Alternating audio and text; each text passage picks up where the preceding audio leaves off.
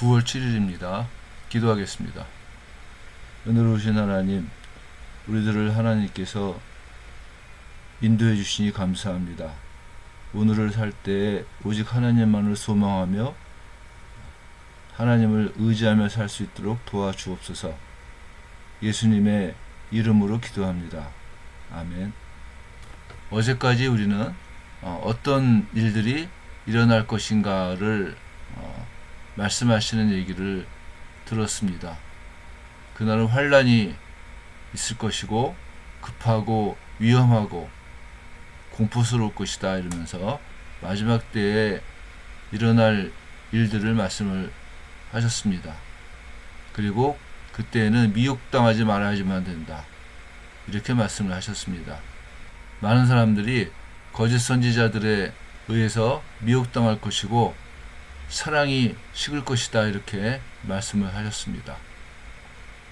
오늘은 첫 번째 질문, 마지막은 언제 일어납니까? 라고 하는 그 질문에 대해서 예수님께서 답하십니다.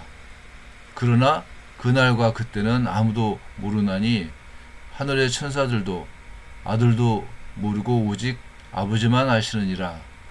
노아의 때와 같이 인자의 임함도 그러하리라 이렇게 말씀을 하십니다.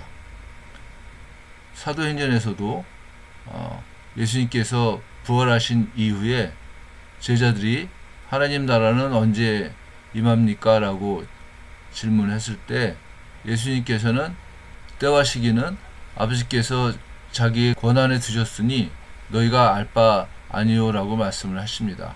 마태복음 24장에서 말씀하시는 것과 아주 비슷한 얘기를 하시고 있는 겁니다.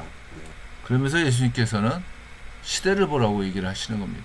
무화과 나무를 보면서 계절을 알듯이 종말이 다가옴에 따라 증가하는 그리스도인들에 대한 박해와 그리스도인들이 당하는 고난이 있다고 하는 겁니다. 그래서 예수님께서는 너희도 이 모든 것을 보거든 인자가 가까이 곧 문 앞에 이른 줄 알라고 말씀을 하시는 겁니다. 예수님께서는 그 마지막 날을 굳이 계산하지 말라고 경고를 하시는 겁니다. 많은 이단들이 마지막 날을 계산함으로 사람들을 유혹했습니다.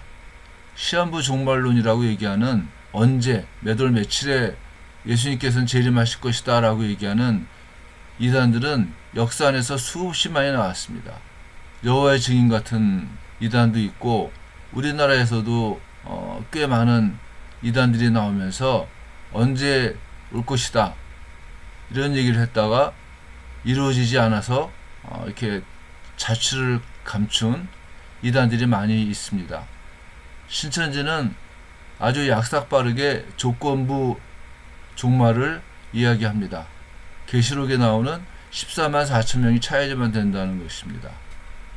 그런데 이렇게 마지막 때를 계산하는 것은 대부분 다 이단으로 봐도 무방합니다. 예수님께서는 무화과나무 말씀을 하시면서 시대를 분별해야지만 된다고 얘기를 하시는데 시대를 분별해야지만 되는 이유는 뭐냐면은 우리가 종말이 언제 올지는 모르지만은 종말에 대하여 무관심하면 안 된다는 얘기를 하시는 겁니다. 하나님의 백성들은 마지막 때 종말을 준비하는 사람들입니다. 종말을 맞이한다는 것은 이 세상에 매이지 않는 삶을 사는 겁니다.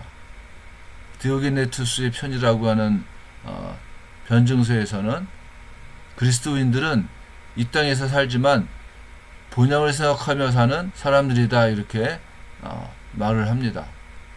그리스도인들은 이 땅에서 충성되게 살지만은 언제나 시민권은 하나님 나라에 있다 이렇게 말을 합니다. 디오게네투스의 편지에서 말하는 그리스도인의 삶이 다가오는 종말을 맞이하는 그리스도인의 모습이라고 생각을 할 수가 있다는 겁니다. 예수님께서는 종말에 대해서 7가지 비유를 말씀을 하십니다. 마태는 아마 마태복음 13장에서 얘기하는 천국 비유, 하나님 나라의 비유가 7개이기 때문에 숫자를 맞춘 것 같습니다. 제일 처음에 나오는 거는 노아의 홍수 비유, 두 번째는 들림과 버려둠에 대한 비유. 들림을 보통 휴거라고 얘기를 하는데 우리는 안 썼으면 좋겠습니다. 다음에 도둑 비유. 도둑이 언제 벽을 뚫고 침입할 줄을 모르기 때문에 항상 준비하고 경계해야지만 된다는 말씀 아니겠습니까? 그리고 두 종류의 종에 대한 비유. 여기서도 마찬가지입니다. 주인이 언제 올 줄 모르기 때문에 준비해야지만 된다는 겁니다. 지혜로운 5 처녀의 비유. 이것도 마찬가지입니다. 그러니까 첫 번째 노아의 홍수 비유에서부터 지혜로운 5 처녀의 비유는 그 포인트가 준비해야지만 된다는 겁니다. 마지막 때가 언제 올 줄 모르기 때문에 준비하자고 하는 겁니다. 앞서서 얘기했지만은 종말을 무시하지 말고 종말이 올 것을 항상 준비하며 살자고 하는 겁니다. 그리고 6번째 비유가 달란트 비유입니다. 마지막 때가 올 때까지 주님께서 나에게 허락하신 삶을 잘 활용해서 하나님의 영광을 드러내는 삶을 살자는 겁니다. 7번째는 양과 염소의 비유입니다. 예수님은 첫 번째 비유로 노아의 홍수를 말씀하십니다. 예수님의 재림의 날은 아무도 모릅니다. 마치 노아의 홍수가 임하는 것과 같다고 말씀을 하시는 겁니다. 모든 사람들이 보고 있고 이야기하는 사건이지만은 언제 어떤 방식으로 드러날지는 모른다고 하는 겁니다. 우리는 창세기를 공부하면서 노아가 방주를 만든 게 한 100년 어간이라고 얘기를 했습니다. 모든 사람들이 보고 있고 이야기하는 사건이지만은 언제 어떤 방식으로 홍수가 임할는지는 아무도 몰랐다고 하는 겁니다. 그래서 예수님께서는 홍수가 있기 전에 사람들은 먹고 마시고 장가들고 시집가고 있으면서 홍수가 나서 그들을 다 멸하기까지 깨닫지 못하였다 이렇게 말씀을 하시는 겁니다.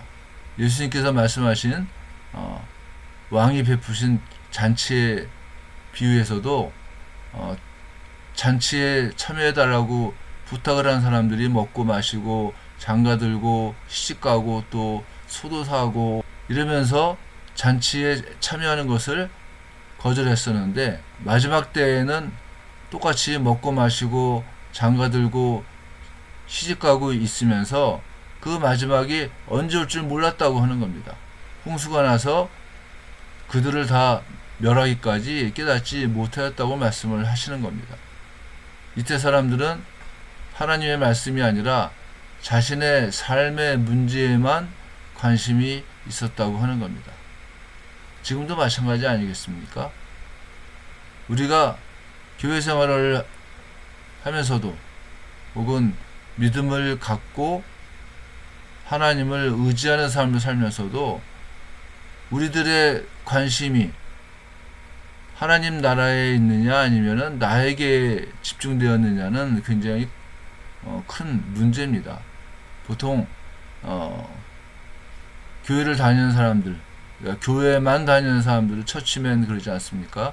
이런 사람들은 교회를 다니면서도 믿음으로 하나님을 찾고 또 인생의 의미를 찾는 것이 아니라 나를 위해서 내가 마음이 좀 편해지고 어떤 위로를 받기 위해서 교회를 나오는 사람들이라고 생각을 하는 겁니다.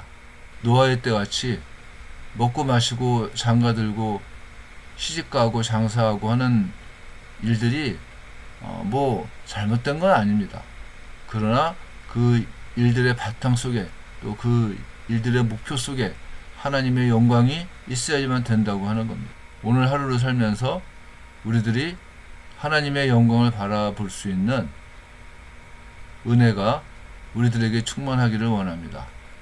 기도하겠습니다. 은혜로우신 하나님 아버지, 우리가 예수님께서 오실 것을 기대하며 삽니다. 또한 예수님께서 우리 삶 가운데 역사하심을 믿으며 삽니다. 그 삶이 구체적으로 우리들의 삶 가운데 온전하게 나타나기를 간절히 원합니다. 때를 따라 허락하시는 하나님의 은혜를 기뻐하며 또한 하나님 백성다움을 잃지 않도록 하나님께서 도와주시옵소서. 예수님의 이름으로 기도합니다. 아멘.